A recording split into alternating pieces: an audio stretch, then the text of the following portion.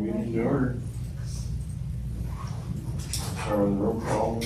Yes, Tom Duster, Here. Scott Holwick. Here. Roger Lang, Here. Renee Davis, Here. Dan Wolford, Here. Ken Houston, Here. Wes Lowry, Here. Kevin Bowden, Here. Hope Bartlett, here, Chris Hufford. Here. And Heather McIntyre is here, Councilmember Martin, here, Jerry on quorum. Just a quick question, Scott, are we gonna see Scott on the screen? He is currently driving, so you won't see him, but maybe later. Drive faster, Scott. Okay, let's start with the approval of previous minutes, last month's minutes. Any questions or comments about last month's minutes? Hearing none, all. Move to approve. Second. Is there a second? I can second. All right. Oh, sure. No, I thought you were seconding. You're like, great, and then I realized you You can't. said this, so I said, okay. Good job. All in favor, signify by saying aye. Aye. Scott? Did you hear that?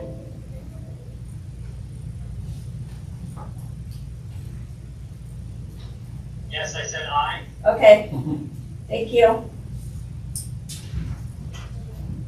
Okay, Kevin, water status report? Yeah, this morning the flow on the St. Vrain was 55.4 CFS with a 125-year average of 55 CFS. The call on the St. Vrain this morning was the Swede ditch, which was 1871. The call on the South Platte River is still number one. It's an inky forward.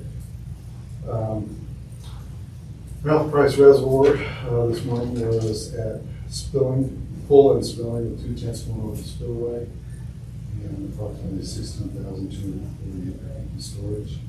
The Union Reservoir is at an elevation of 25.8 feet or 11,170 acre feet, which is down approximately 1,600 acre feet. Basin reservoirs at the end of August were at 78.5%. Quick question, when, time-wise in the year, this flood rock stuff still, is it unusual for it to still be coming down? No, but it's shortly. Shortly. It'll multiply business for here pretty soon. Any questions for Kevin? All right, thanks, Kevin. Any agenda revisions? Yeah. All right, Wes, as far as development activity, Nothing this month.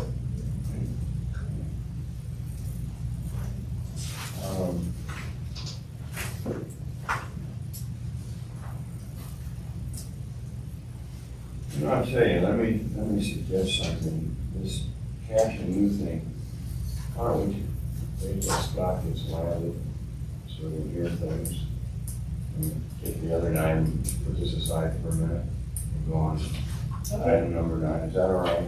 Maybe it's an interesting discussion, so. Okay, go. Are you ready to go already? I'm ready.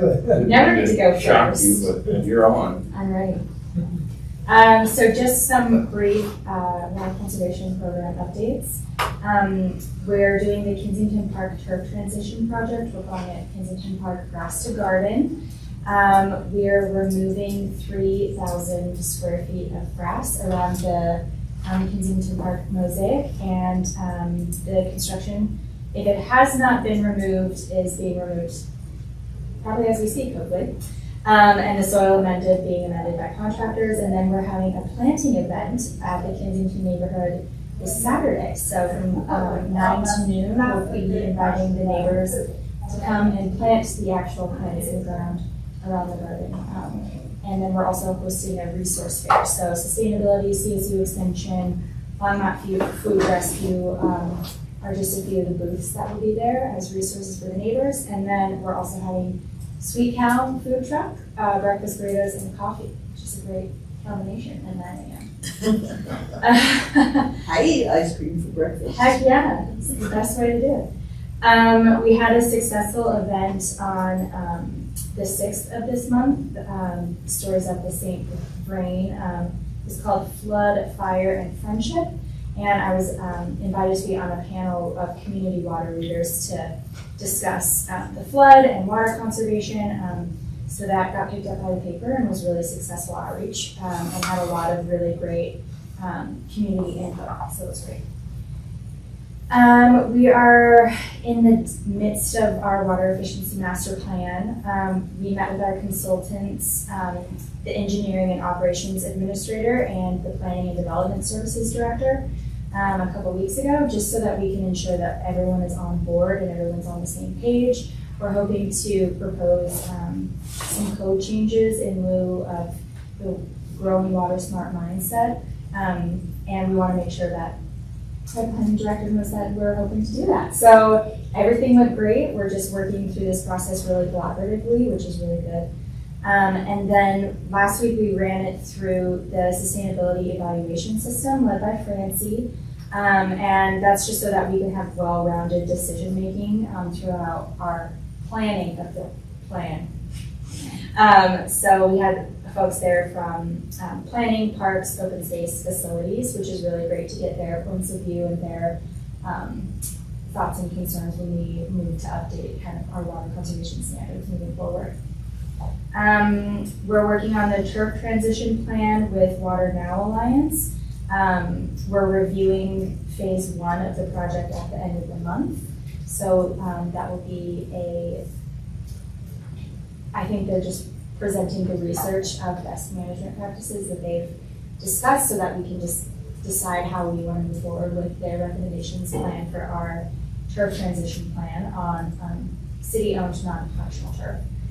And then lastly, we're still working through our code evaluation with our consultants. The review of the code and the development standards is complete. We're just waiting for our recommendations report. The sustainability planner in the planning department is helping me project manage this project, and he's out of town for the next 2 weeks. So when he gets back, then we're meeting with the consultant and we'll get a recommendations report on where we can better our code to be more water efficient, and then we'll go from there. Questions for Hope? Yes. Marcia? Yeah. Does the code include, does the sustainability part of the code include consideration not just of water conservation, but also water availability in terms of heat resistant, community, drinking fountains every so many feet in a park as opposed to just one at one end. The audit that we're doing right now is mostly focused on development code and landscape standards and designs. So it won't be focused on that. It will mostly be on how we can save water in our land use planning. So what I said is a subject for some other code review. Exactly. Thank you. Other questions? Dan? I was just asking, Ken, were you aware of the water conservation native garden at Sandstone Ranch, the status of that project? I didn't hear what project was on. It was a capital project for this year under open space that was targeted to be a water conservation and a native garden, interpretive garden, right off the greenway on the backside of Sandstone Ranch. Yes. The status that I know of currently is that the bids came above budget $40,000. So they were looking for $40,000 additional funding. Water conservation is able to provide some of that. So hopefully Jim Crick is the project manager on that project. Hopefully he found the rest of it, and then we're hoping that we can plant. It's still a go as long as we can find the funding. It has not started yet. If that's Interesting, because I just heard from the water district that the city reimbursed the water district the $14,000 for the design, oh. that it was not going to go. So I'm Okay. just you know, just didn't make sense since you had St. Frank left hand make the commitment for the design. You had Northern Colorado that had the commitment to contribute $20,000 that we couldn't find the difference to make this happen. That's interesting. I haven't heard that. I'll check in. I'd like to check with David too and Yeah. check too, but I will, and I'll report next time. you know, it was to be an interpretive xeriscape water conservation garden right along the Greenway where it was going to be able to anticipate a lot of visitation and good interpretive opportunities. So Is there a lot of area you're talking about? it was, you know, I'd say a couple probably thousand. 8,000 square feet, maybe. Decent sized garden. So, I will check on it. Thank you. thank you. Anybody know how that compares to the size of the xeriscape garden at Northern Water? Oh, I can't imagine. Well, I know the design wasn't quite that significant. No, yeah, we much smaller. Much smaller. Mhm. Okay.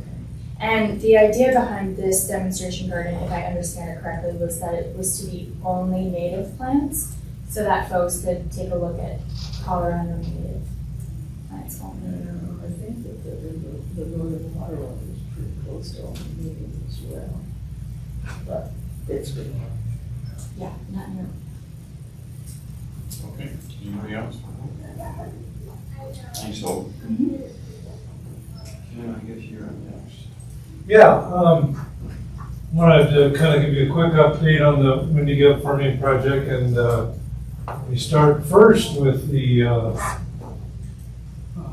connectivity channel, which is kind of a subset of the bigger project. It had, of course, you may recall, last late spring, early summer, with increased runoff in the Colorado River, so had some construction challenges. So just to refresh everybody's memory, this is the dam for the existing Windy Gap Reservoir. It came across the valley, Colorado River Valley, and then it came all the way down here to create the reservoir site. So the entire area here was and is still currently the reservoir site. The idea behind the connectivity channel is construct a intermediate berm dam right here. It makes the reservoir smaller, but it's still sufficiently large enough to be able to pump out of. This is the pumping plant right here. And then the area that's south of, was in the bottom of the reservoir currently, becomes the connectivity channel, basically a bypass channel around the reservoir. They had started this berm last year, and then unfortunately there was high enough flows, much higher than normal runoff this spring, that it went over this berm and inundated the whole area. So it took 2 or 3 days to, actually it didn't take as long as everybody thought, probably put it back about a week. They had to pump it out, kind of let it dry, and then get going again. And then reconstruct the top part of the berm, because this is actually a jurisdictional dam now. So that part was done last spring. Like I say, a little bit of setback, but luckily time-wise it wasn't too long. Here's the good news, is this bottom, from the old dam down, this bottom part of the channel has now been completely constructed, and they're out there currently right now planting the native vegetation and the riparian plants. So from this point, they'll be done this fall, which is good. This part, they're still doing a little bit of work on, and they hope to maybe get some of the plants, even haven't done enough, they get some of the plants in this fall, but I'm not sure how, they won't get all the planting done, but they'll have a bulk of a lot of the channel built by before winter. they're rushing to, winter starts up there pretty quick. They have probably a month is all left. One interesting thing is, as they're constructing this berm here, this is now up high enough, they're not impossible, but there's not much of a concern about breaching next spring. And so the state engineer's office is letting them take the riprap off of the old dam and start putting it on the new dam to help even buttress it more, because you're gonna have wave action coming all winter long on this part now that it's up higher. And then next spring when it refills during spring run. So the good thing is the old dam is coming out. They haven't taken any of the material out yet, because the concern is you want to make sure this is high enough that you never breach it again, because then you'll breach this if it's not. If this isn't high enough, so they're kind of working on that right now, but it's good that they're doing that. Probably the only last I heard, right here is where a major new diversion structure is being built so that water can be diverted into the reservoir as opposed to a flow through. Right now it's a flow through. Now there will be a diversion structure here where the main part of the Colorado River will go through here, and then when they need water in the reservoir to pump, then they'll divert it out of the structure. And all the gates, unfortunately, there's a supply problem. We can't get the gates yet, but hopefully they'll have them by next spring, be able to put them in. But that's the connectivity channel. Really looking good. I mean, really you're getting close to it. And then once they haven't built it here to here because of the dam embankment. But as soon as that dam embankment comes in, they can quickly finish up connectivity. And then the next slide. So this is actually it's a week ago, but this is a more current picture of the Chimney Rock Dam. You really can start seeing the dam starting to come up here now. This Made a lot of progress even since last month. you really have. Last month you kind of imagined it when we were standing up when we did our tour. You kind of imagined an embankment. Now you can actually see. Definitely, you can see that embankment now. And this is even 1 week ago. So, the only construction challenge they had was we got into a problem with some of the borrow material from the quarry. So the quarry is granite, and all this fill has to be that good hard granite. So they're on the quarry, they have to take the overburden off, to take the fractured rock or some sandstone, things like that. They had stripped the quarry, pushed it off to the side, and unfortunately they're running 20 hours a day, so they're doing a lot of work at night, or in the dark, and they got into that overburden and ended up bringing it over here, so they had to move it back out and take it back out to the overburden pile. But other than that, things right now are going pretty well. Next slide. So this is as of the end of July. So now at the end of September, we're right here on the. You can see they're trying to ramp up a little bit. This is the ideal path. A little bit behind that right now. This is kind of the min and max construction schedule. Still trying to get it done by July of 2025. But right now, we just hit 50%, which is a milestone, which is really good news. That we're now at 50% construction on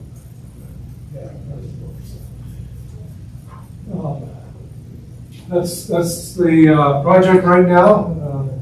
No real big news to talk about, but I'll give you a quick update on it. Ken, back to Windy Gap, that gate thing has to go in.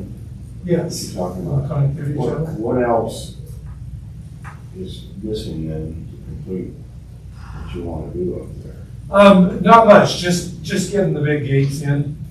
And actually, the structure is what takes so long to build. So putting the gates in shouldn't be a big problem as soon as they come in. It's just, everybody wanted them in by now. But the rest of it is mostly earthwork and plants. I would suspect, I have not heard yet, that they've run into a problem. They had, on the plantings, that's a huge issue on a lot of native planting projects, is, getting native plants. And if nursery run out, if you can't get them, you gotta wait a whole year.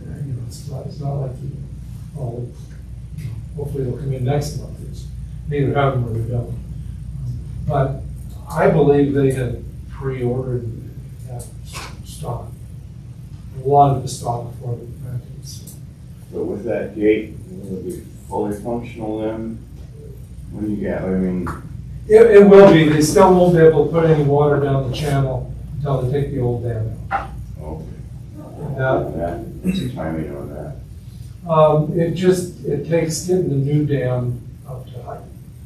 Right, sometime in the next year, all right? It'll be next spring because I imagine they'll run out of construction window by the end of October. This is so high. Yeah. You gotta be very careful. So how do they determine what goes into the reservoir and then what goes in that channel? Is that northern that makes that? That would be call? northern. Based on the water right and the need of everything else that's flowing? Mostly they'll just start running water in there if they're gonna turn the pumps on. Okay, The pumps are not pumping. they'll put it in the channel. Put everything. Now, the fishery biologist will be working with the water quality folks. You also don't want to, you want to keep the reservoir very fresh. So if there is water running through it, you don't release any bad quality water.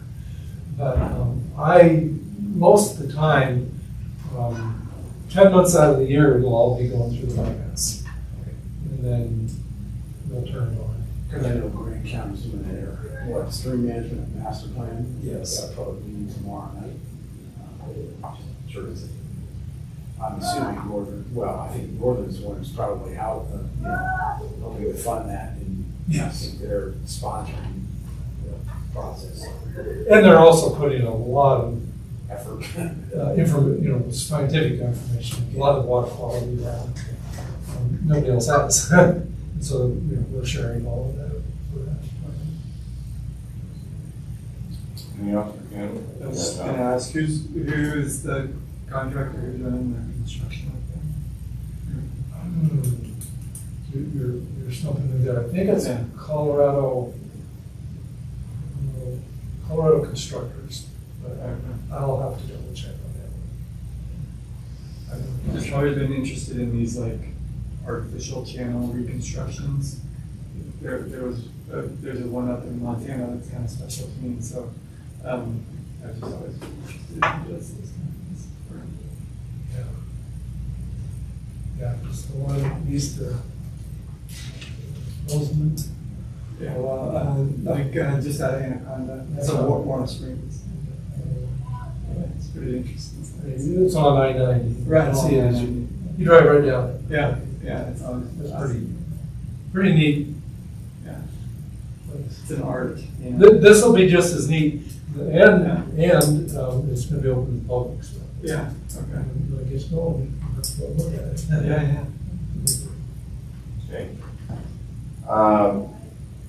What's Scott's status? Is he in years? Is he landed or what? You can hear us.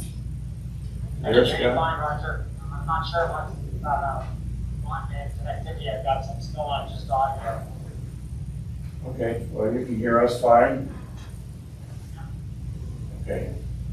Why don't we go back to item 8? Start talking about cash and moves to West, I'll let you take it from there. All right, I'll kind of get it started and then in that conversation, Ken can jump in. So as the board will recall, about 18 months ago, city council established the current fee of cash in lieu at $48.5. That fee was based on the cost of providing 1 acre foot of firm water supply to the water treatment plant. There's 2 components to that. There's the water right, and then the storage part, which helps create that firm water delivery, i.e. in the wintertime. And so at that time, it was broken out. It was $30,000 per acre foot for the water right, and $18,500 for the city's investment at that time for the firming project, commonly referred to as Chimney Hollow.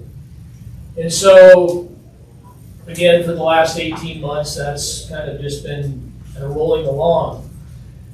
Then in 2022, the Platte River Power Authority Board directed their staff to sell an additional 10 allotment units. These are unfirmed allotment units, so it's strictly just the parent water, if you will, the CBT water. So they they offered 5 of the 10 in 2023.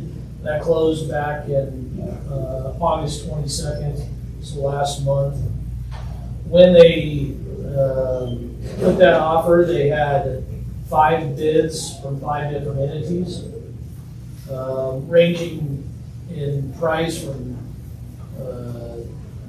$3.8 million to $4.5 million. As the board may recall, 1 acre foot or 1 unit is equivalent of 100 acre feet. So, in other words, they established a minimum criteria to bid that included a value of not less than $38,000 per acre foot. So they got their 5 bids from 5 entities. They are evaluating those. They had certain criteria that in order to bid, you had to be a qualifying entity, so somebody that was going to be able to have those. So we don't know who the bids came from. We don't know how much exactly any individual entity bid for. That may or may not become public knowledge in the near future. But what we do know is that they received bids in August with a high bid of $45,000 per acre foot. So in other words, they received bid at least 1 bid for $4.5 million per unit of wind gap. So therefore, if you kind of think of it, I think one of the best ways to think of it is kind of a comparable on a house. And you're trying to find the value of your house. If you bought a house like my parents did back in the 60s and paid, $15,000, that's probably not what the house is worth now. Something more recent, so these comparables probably reflect what the value is of the CBT, the Windy Gap now. And so what we have there is that results going from $30,000 an acre foot to $45,000 an acre foot. The second part of that, which is the kind of the firming part, the construction part of it, there was significant cost increase due to the federal lawsuit. Those combined costs, the project was around $37 million. When you take that and put it to Longmont's cost, it works out to approximately $1,000 an acre foot. So that would then adjust the previous projection of $18,500 for that part to $19,500. Ken spoke a little bit earlier today about the Colorado River Connectivity Channel project. Really no additional costs for that are anticipated, but that haven't already been budgeted. So when you add the two up, the $45,000 an acre foot for the water right and the $19,500 for the additional cost for to settle the federal lawsuit, the combined total then comes to total due would be $64,500. So that's the total current water project cost estimate on a per acre foot basis, would be now $64,500. And so, with another consideration, Water Board has always taken the data and made a recommendation to council on what they believe is the fee for cash in lieu of water rights received should be. In this instance, we think additionally it would merit us having a more thorough process to inform the public and interested stakeholders about an increase. So should the board recommend council review the fee and adjust, for example, the 64.5, we would want to be sure that we have a good process in place. So because that's a fairly significant change. And so we would want to do that. So that's kind of it in a nutshell. Ken may have some additional information or whatever questions we'll try to answer for you if we can. Just on the process, a good process in place before this decision is made or coupled with the decision going down the line. What's the timing of a good process and how do you describe that? Sure. So really what we want to do is, Water Board obviously could return a recommendation to leave the cash flow as it is. Could come somewhere in between. But if we go to this number, up to 64,000, it's a pretty good jump. The last time we had a big jump, we called every single developer that was out there. We called planning. We went through the design review process with the city. We informed everybody we could. We still had some pushback about not enough people heard about it. There was concern about what it will do to the development process. So what we're really looking for, if Water Board recommends something in the range of in the high 50s or into the 60s, then before we would take that recommendation to council,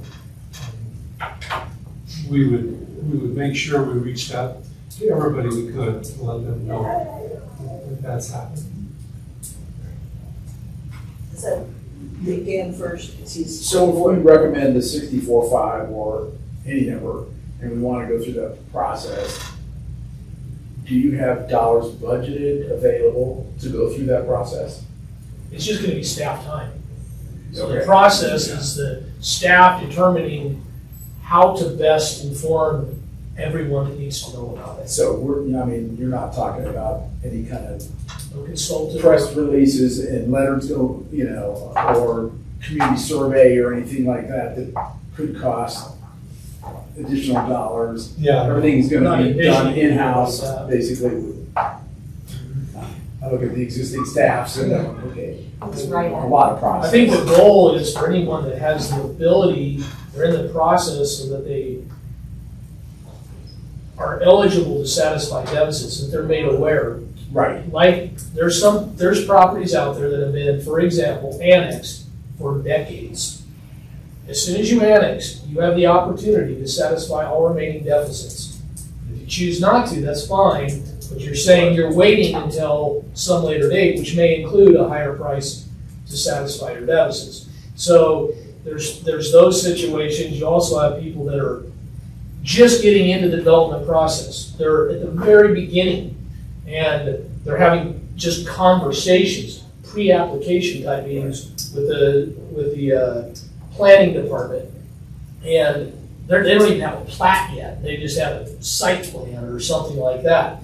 We're just wanting everyone to know, and then give them enough time that if they're like, this is significant, maybe they would have an opportunity to satisfy deficits at the current rate before it changes. And that's what happened the last time we did this 18 months ago. Took a significant influx of money, as you might expect. How much time did you give last time before it was enacted? I don't think there was like a defined time, but the process felt like it probably close to 6 months. Okay. Because this was a, I cut in line. yeah. Marcia, did you have something? Yeah, I do. There are some incentives in place, and What? some incentives in place for, again, you have to, for these early process developments, well, you got to satisfy either with fee in lieu or with more water rights if you're not there before you can build, right? Correct. And so there are some incentives that lower, that cut, is it in half? The fee in lieu that has to be paid by affordable, and I think they just changed it to attainable. I won't swear to it because sometimes I don't remember whether stuff's first, second reading or just a proposal, so it would have to be verifiable, but the process needs to include the impact of those incentives and making sure that the impact of the incentives on development is included as well, in terms of builders knowing how they're going to be impacted by those incentives.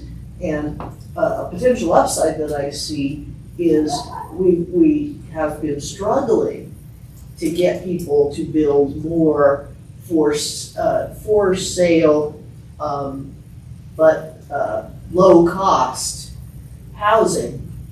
And, and instead, we're getting people coming in with $700,000 townhomes, as a proposal. And so this might be a really nice lever to incentivize people to build inventory at a lower cost. So because of that, I would suggest that the process include involving the planners to do that analysis. Again, just my suggestion, but I think it could be a big benefit to the city to do that. Yeah, we'd absolutely want, and I agree with you, Marcia, the affordable housing is pretty well set.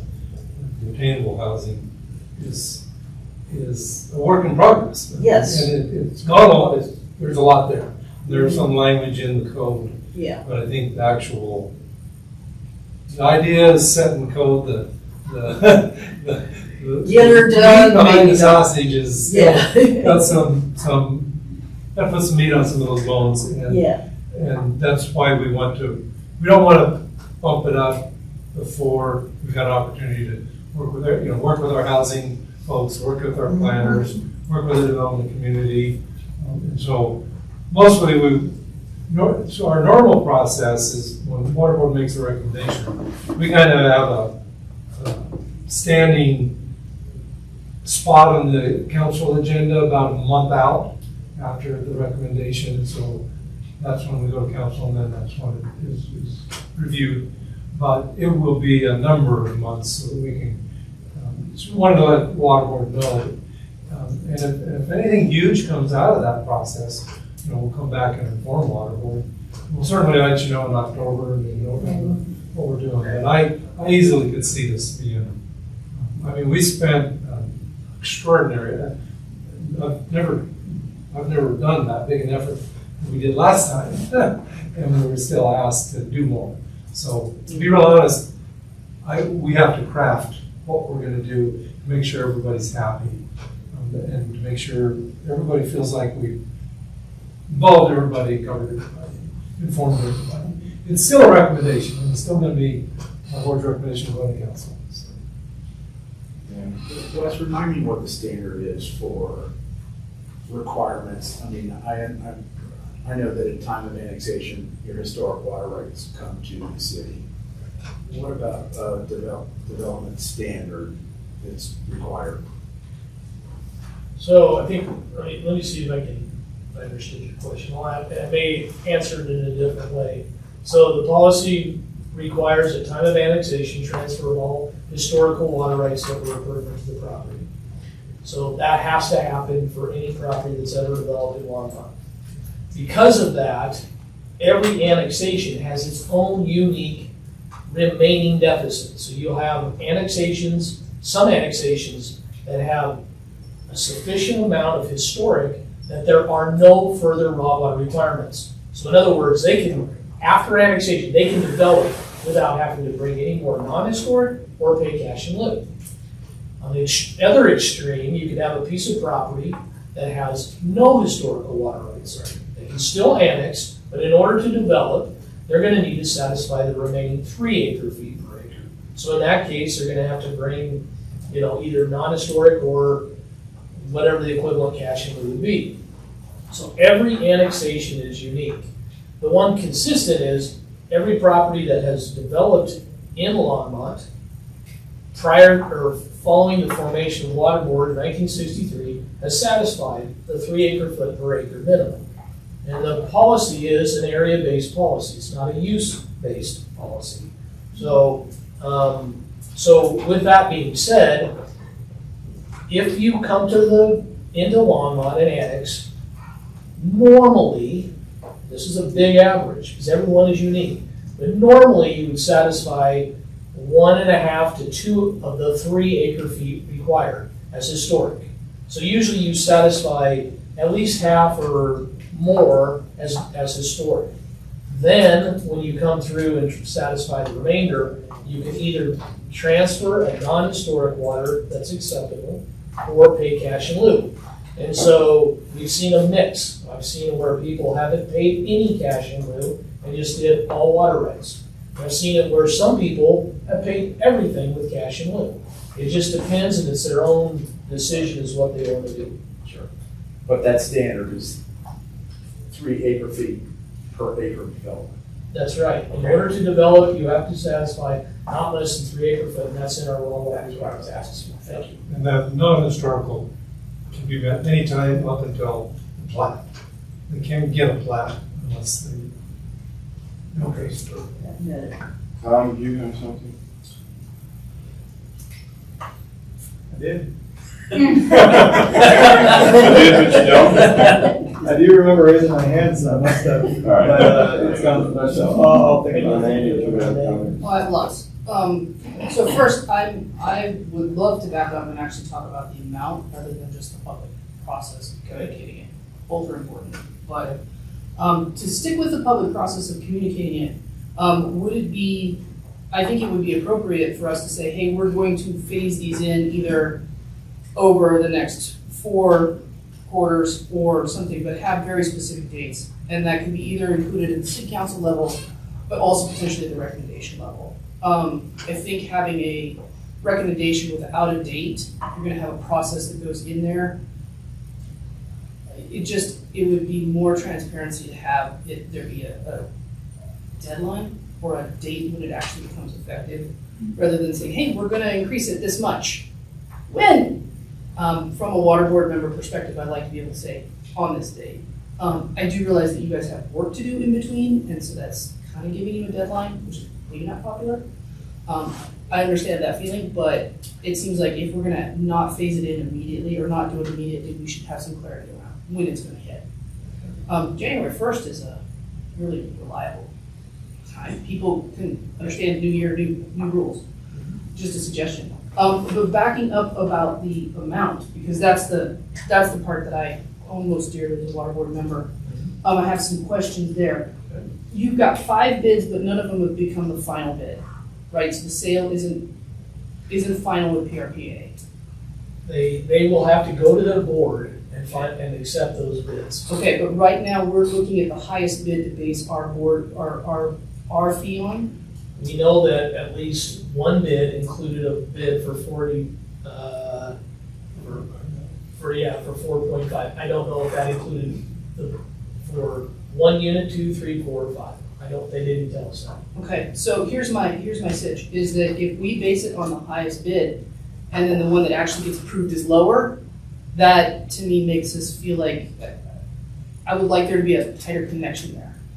Do you understand what I'm getting at? There's a bit of a disconnect. If we picked this number out here, but they actually went with this number here, if we're basing our cash in lieu on it, I'd like it to be a done deal. I was gonna ask kind of a similar thing, which was, what is there? So if you put yourself on the board, right, what would be the criterion by which you would assess those bids? And why would you not perhaps accept the highest bid, right? So in other words, like, are there other factors that are not just embedded in the price? Are there other factors that perhaps are somehow hidden but are monetary also, right? So in other words, like, maybe we're basing it on the higher price, but the higher price is like somehow artificially high because they're not kind of including some, or because they've included other things that everybody else perhaps had as separate line items or something. I know, for example, sometimes it can be, will you buy all of them, even if it's a lower price? Sure. Somebody buys all of them, so then there's not any hang. Yeah, there you go. There's functional things like that. But I don't know that we want to get into that level of detail. I just like something that's the final answer from them, whatever that may be. And then some of my other questions, because I have a bucket of them. My big fundamental question, and I brought this up before, is we're now including water rights in this cash in lieu valuation. Okay, that's cool. How do we know we're not double dipping and double charging, and that none of these facilities, storage and water rights, are being included in the system development charges? Because if we're double dipping on assets, that is, I think, opens us up for a lawsuit. And I would love to make sure that somebody has checked that. And it may be that I'm not getting it, and I'm not saying that we are. I want to be clear, but I really want to make sure that we're not, because that's one of the things that I see as a public member talking to you guys, is to try to protect the city from a lawsuit. And so, making sure that what's in the SDC charge is here, what's in the Windy Gap firming charge that's also stated kind of part of the SDCs when you go and read the municipal code, and the cash in lieu amount, making sure everything's in its own bucket and there's not something that's getting counted twice. Because that's a double dip, and that could get us busted. And I say us, meaning I'm on your team, I'm on your side on that one. And then, let's see. Okay, that's another question I had. When you do a system development charge, and this is an element of that, right? You look at, I've got my formula, it's a super duper awesome formula. You take the system value, which is your assets, which is what we're trying to capture with the PRPA sale, in part, and then your capacity, and that's your unused capacity. So are we saying all of the Windy Gap firming project is for new growth? Because if it's benefiting current customers, some of that should be paid for by rates. If it's only benefiting new customers, well, okay. But can you help me understand, has somebody looked at what the capacity is of this that's going to be going to current customers? Yeah, that was done when we chose our final participation level in the project. Okay. And not going to remember the exact number, but it was about 6,800 acre feet was for new development. And everything above the 6,800 acre feet was for existing system. And so we are paying part of the Windy Gap firming project out of cash in lieu and other development fees. Okay. And then part of it Out of rates. rate fees, and we've got that separated. Great, love that. Thank you. Okay, so other than the double dip question, just love to cover our bases on that. I've also done kind of a light survey of system development charges in the area, including ours, and we're not out of line. We're not crazy expensive, so that's a comfort. It's not how you set up fees, but it's nice to know we're not crazy. Okay, thank you. Scott also That has is a a good point. question. Yeah, let's, hey, Scott, Has a question. you there, Scott? Yeah, my hand was a while ago, and actually Renee covered what I was gonna ask about, which was the fact that the bid prices aren't final and aren't accepted until they are. So I didn't wanna tie us to a potentially different number that comes out, if that's the rational basis for what our final cash and move recommendation is. That said, I'm comfortable with the concept, and I don't know if we have the ability to find it out at a time certain what that final number is, but maybe the messaging is, let's connect with our development community, let them know that there is going to be an increase, and it will be final within X number of days, which I guess PRPA's gonna have to do with this the next probably 30 to 60 days, and hope to give a final better number 60 days in advance of January 1st, and have a January 1st change date. But I'm comfortable with the way that we're doing this. I'm comfortable with the answers that been provided to raise questions for defendability purposes. And I would support a motion if that's going to be offered in that range. I do have a hard stop in about 8 minutes, so I just want to put that out there. Well, let me quickly, Wes, as far as tying down a bid number, how far away is that? I don't know that, the Platte River Power Authority has told us a definitive date. I think they have to go to their board. They set again, they closed their bid on August 22nd. They were pleased with the bids and they anticipate selling all 5 units, but I don't know what their process is. I would like to think it's within a month, the board is gonna take action on those bids they received. Well, I guess my point is, before we lock in a number, I think the concern is, we wanna know the bid number before we lock in a number. I think that's what I'm hearing. The accepted bids, so Yeah. they've received, like I said, they got 5 bids from 5 entities. So you may have one entity that wanted all 5, you may have a second entity that wanted 3, the third one that had 1, and so they're gonna take, I would presume, working top down, 1 and then maybe 2, or 1, 1, 1, or whatever. So and I think what I'm hearing you say is whichever ones they're using for the 5 they accept, that's the value that you're looking for. Maybe it might even go so far as to say what the average sales price is. I guess what I'm saying, rather than, before we decide on a number, I think it's our intention to get a firm number for this bid thing, so.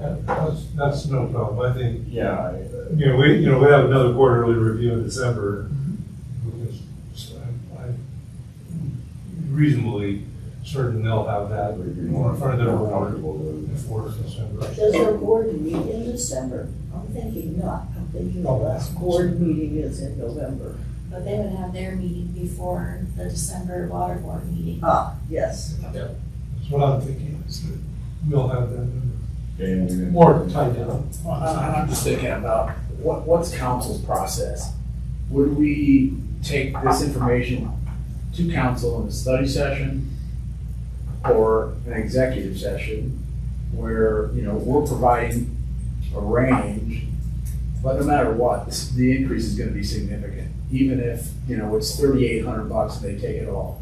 That's still, looking at that average, jumps it up to $57,500. So it's significant, and you're still gonna wanna go through that process. That gives you certainly time to hear back from the board, but to be able to present this information to council now, whether it's a study session, executive session, to get a sense of direction, would be my thought. And again, it's gonna be that range of $57,500 to $64,500, which is a significant increase. You're still gonna wanna do that Yeah. 6-month process, or pick a date when it's gonna be done. Well, I think But we have to pick it. I would agree with Between council, but I think there should be a clear date so that it doesn't, yeah, otherwise it feels loosey-goosey, like I would agree with you. somebody's buddy gets in and somebody else doesn't. Let me know just, that process. let me just tie something down. I think what we're saying is we wanna wait, we know the bid number before we decide. No, they're in the middle of it. Yeah, but anyway, Scott, I think probably a decision's not gonna be made today. So we get more information, so, I just wanted you to know that. So you're safe. Roger, I appreciate that, it makes sense, and I wasn't certain as to whether So they see what's council going on. would like us to move faster than that, or try to accommodate that possibility, but I prefer to wait until we get a final number because it's a component, and if we're spelling it out for people at a fairly substantial increase, we had 100% increase 8 months ago, we're talking about another 33% here, give or take, so we need to be able to articulate clearly what it is we need and why. Okay. Marcia?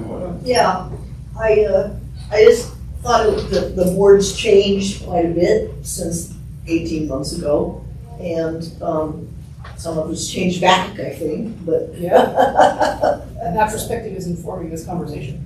Yes, but I'd like to remind the board that the last time there was a recommendation from the board, which I believe that 18 months ago was stay the course, and of course it's been stay the course ever since.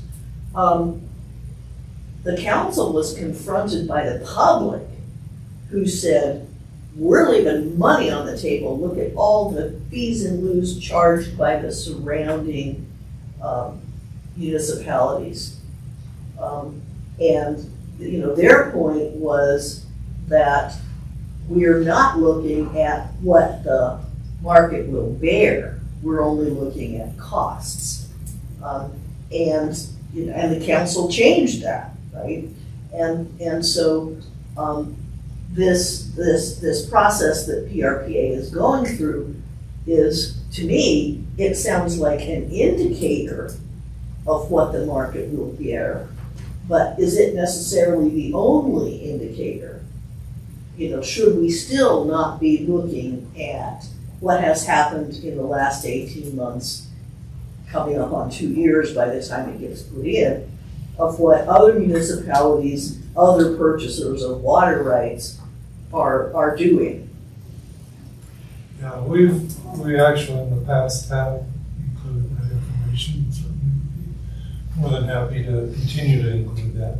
We wanted to focus today on, we knew this was a big enough increase. Yeah. It was like, wow. Yeah, But more than happy to continue to provide that. right.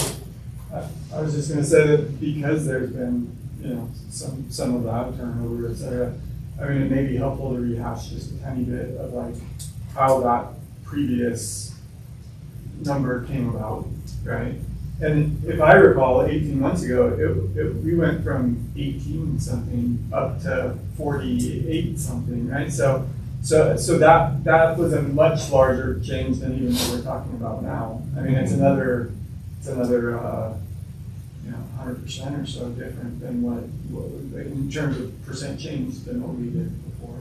So of course that was a shock to the system, I think. When I hear the numbers 48, when I hear the number 64, I'm like, well, it's like almost in the same ballpark, I guess, unless I'm spending money, of course. Yeah. So then I'm thinking to myself, oh, definitely, I don't want to spend that, right? So, but at the same time, it's not nearly the increase I don't think that we did before. And so, so in terms of getting the message out there, I think that we still, of course, need to do that. And of course, people will still be shocked, perhaps, especially if they're going to spend money, but maybe not quite as much as they were. I don't know. But anyway, to kind of tie this together, I think the desire is hold this over until we get firm numbers. I think everybody would be more comfortable with that. And we feel we'll know even more in October. Yeah. We can continue to report back to the board what we're hearing and what's happening. And then at our December quarterly review, Any problems with that? Renee, you all right with that? I'm good. Okay. So Scott, we wrap that up. Scott's And you ought to be here the next time we do this, Scott. Okay, well, thanks for the information and Thank you. I guess, well, I'm just going to leave it at that. Get on later. I think some good points have been made that we'll carry forward with this and see where it goes.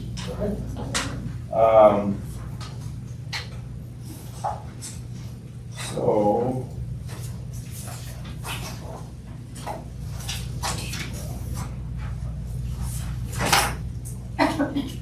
items from the board: review of water board bylaws. Who want to do that? I'll just let the board know that last month we took to the board the then and the still current water board bylaws that you guys are operating under. Those were created back in November 2021, and last month it was brought to our attention that there was a few different dates that would, for consistency's sake, make sense to keep those similar. So there was a couple changes that were made. One was, I think, in section 5 in terms of providing the board with the packets not less than 3 days before. And then the second one was any resolutions shall be presented to the board at least 3 days prior to. So we made those couple changes to make it consistent, and these are your bylaws that you guys use. So I just thought usually it makes sense to have bylaws that are current and make sense to the board. And so you guys are welcome to accept these, or if you have other changes you want us to make, but again, they're your bylaws. Didn't we have the opportunity to voice what changes we wanted, and basically that's been taken care of? That's correct. So I don't know if there's anybody has any desire to bring anything else up, but it sounds like the ground's been covered. Okay. All right. Thanks for your help on that. Okay. So Do we need- a It motion. would probably be Yeah. beneficial to have Yeah, a. somebody want to make a motion to accept? I move to accept the bylaws. Yeah, I'll second. Second. The amendments. Okay, all right. Motion's been made and seconded. All in favor? Say aye. And we'll probably anticipate, just for what it's worth, to bring these next July or August. It seems to make sense if there's a new board member, that's a good time for everyone to freshen up on what your bylaws are and get the new person. So that's what we'll plan. We'll plan to bring it in July or August of next year for everybody's review again. So Wes, that leads me to think nobody's going off this half year and we're full up, is that correct? That's correct. How refreshing that is. Okay. Any comments on major project listings? Comments on that at all, or you all right with that? Yeah, we're trying to give, we have several different items and they're all listed there in your status report, and trying to have it to where we could have kind of a significant item each month. So you can see that there was something scheduled for September, October, so forth. But sometimes, for whatever reason, groups can't attend, so we'll adjust accordingly. But we'll try to reschedule the strategic integration group as soon as we can, and continue to give everybody an idea of when we might be bringing these other items to the board. Hey Russ, what were they gonna present on? They were gonna talk mainly a lot about what Renee was bringing up about the fees and how they came to be and what those fees are, and it would be great for you to be able to ask your question of them, as they are the experts. No, when they, I And was so- like, oh, this will take care of it. Exactly, so we'll do our best to try to see if we can't get them to waterboard as soon as possible. Who are them? Well, Becky Doyle. Becky Doyle is the executive director for that, so I don't know if it will be her or if it'll be somebody underneath her. But it'll be, She was gonna have Raymond Martin do the actual presentation. Raymond's A fee analyst. newer and a fee analyst, and newer, and give her an opportunity to make a presentation. It would have been great. we'll get there. And you know my question, that's. Okay, item 11, no info on item attachments. Item 10 was scheduled for future board meetings. You guys discussed future water board agendas, maybe we could cover that, Wes. Unless there was something else that the board would like us to make sure we get kind of on the docket, yeah. But we don't have anything beyond. Yeah, it was kind of a personal item for me. How many houses does Water Resources currently own? What's the status of those houses? Are they in the process of being shifted into another work group? Or Water Resources being compensated for that? It'd be nice to have an understanding of that, because I know, it's my understanding that there's now an MOU between the Housing Authority and maybe Natural Resources. But I know you have the same type of houses that fall into those categories. Is there an MOU between? I think the MOU included both Okay. houses owned by the Open Space Department, Open Space Fund, as well as one house, storm drainage fund, and a number of the houses under water. When we purchased land around one reservoir, so that house. So, yeah, that's a good point. It'd be easier if we did a quick write-up on that, and we can bring that back. Yeah. The short answer, we have, what do we got, 4 houses that are needed? Four houses. Are they occupied? They're occupied, they're rented right now. 2 are being rented by people we purchased the property from. And kind of gentleman's agreement. One was a 3-year term, probably about a year and a half left on the other ones. The property owner is also leasing the property and farming it. So that's the best use of that right now. Those are going right into the program. The other 2, when the current tenant's leases expire, then the lease, right now we use a property management agency to lease the property out. And the lease will be managed through our housing authority at that point.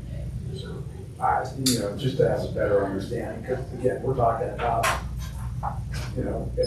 at least $2 million worth of assets that are owned by the Water Resources. Yeah. And So you'll get back. Yeah. All right. I was curious. All right. That's all right.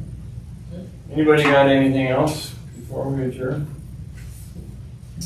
Thank you. We're adjourned.